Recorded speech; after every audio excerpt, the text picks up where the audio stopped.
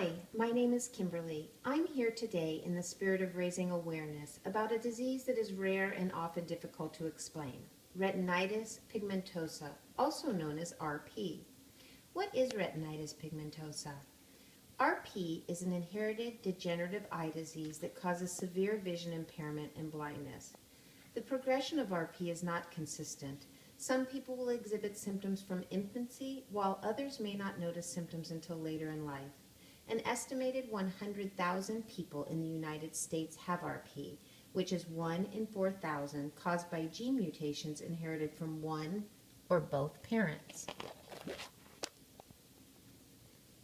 The picture here shows the same image 4 times as the vision deteriorates. RP is typically diagnosed in adolescents and young adults. It is a progressive disorder. Most people with RP are legally blind by age 40 with a central visual field of less than 20 degrees in diameter.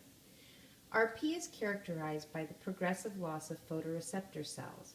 This affects individuals' ability to adapt from light to dark and dark to light, known as night blindness, which would be similar to what normally sighted individuals encounter when entering a dark room after being outside in the bright sunlight. However, with RP, the darkness doesn't subside. In addition to night blindness, individuals with RP also experience tunnel vision, no peripheral vision. RP first attacks the rod cells, which are responsible for night and peripheral vision. As the disease progresses, more rod cells degenerate. RP patients may keep a small degree of central vision their entire life. Aversion to glare.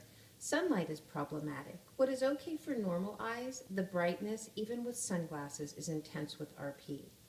Poor color separation. Since the cone cells are responsible for color perception, color blindness often occurs.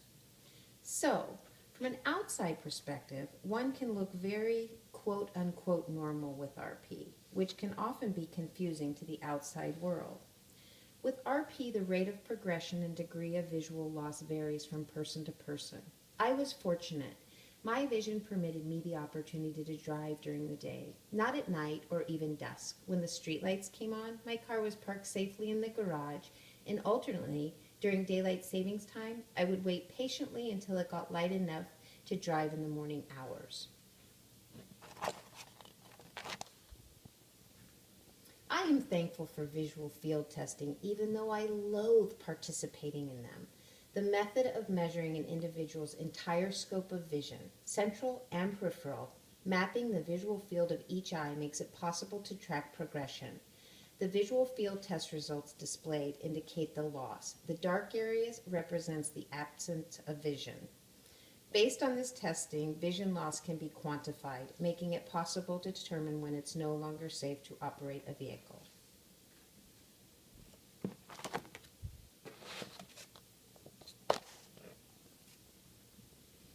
The top image depicts normal sight, while the lower is the same image with tunnel vision. People with RP experience a gradual decline in their vision because photoreceptor cells, the rods and cones, die off, hence the tunnel vision. But that doesn't necessarily mean that there is total darkness. Some affected with RP have even 1 degree of vision remaining. I use a white cane in order to navigate safely, to avoid falling and injury to others and myself. However, while I don't have the same scope of vision that those with healthy eyes possess, I do have central vision. It may be narrow, but I can read menus, cards at Hallmark, and when I look directly at a person, I can see and recognize them. I am visually impaired, for some legally blind.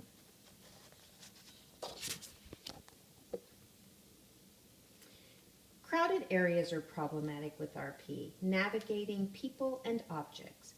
Again, this is the same image shown twice, the lower image representing tunnel vision.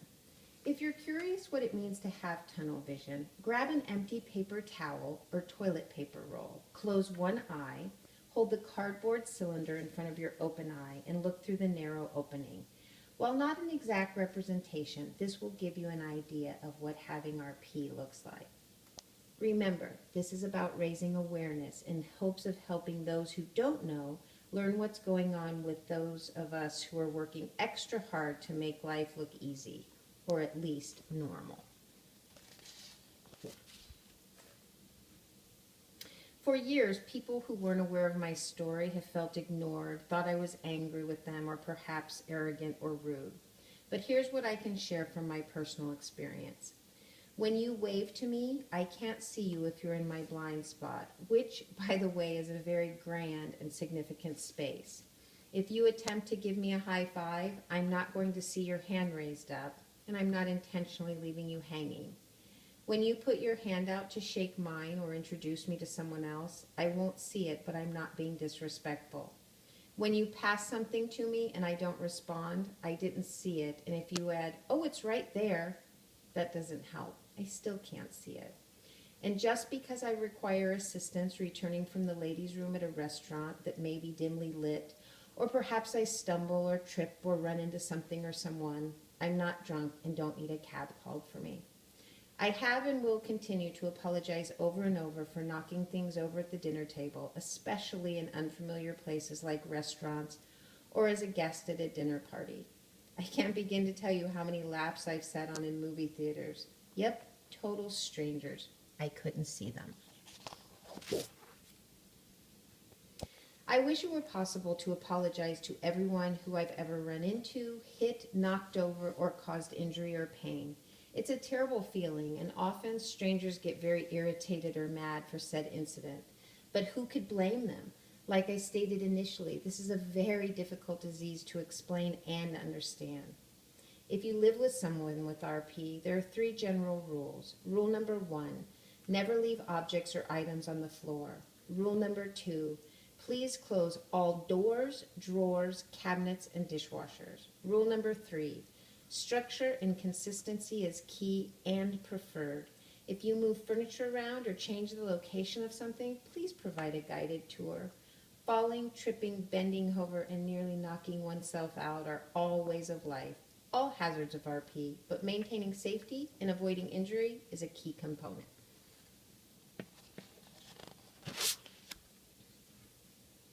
We all have some adversity in life, and RP is mine, and perhaps yours, or someone you know. What I find amazing is the common denominator of resiliency and pride that run among those with RP. Think about it. Every move and transition is a challenge. New spaces, new environment, getting from point A to point B. A lot of effort and work goes into making the most mundane task look easy. Externally, we smile, we laugh, and we often joke about our sight challenges. But deep down inside, there's tremendous sadness, enormous anxiety, and fear about our future. I hope that the information shared here is helpful. I thank you for taking the time to watch and listen. I continue to stay positive and pray that the scientific efforts of research pay off and that a cure is found.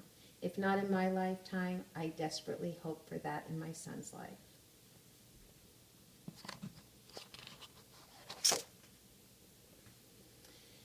If you're interested in helping fund research, please donate to the Foundation Fighting Blindness, also known as FFB, at www.blindness.org, or simply check out their website for additional information about RP. And lastly, I leave you who are listening, watching, with heartfelt gratitude and hope for a very bright future. Blessings and thank you for helping spread awareness about RP.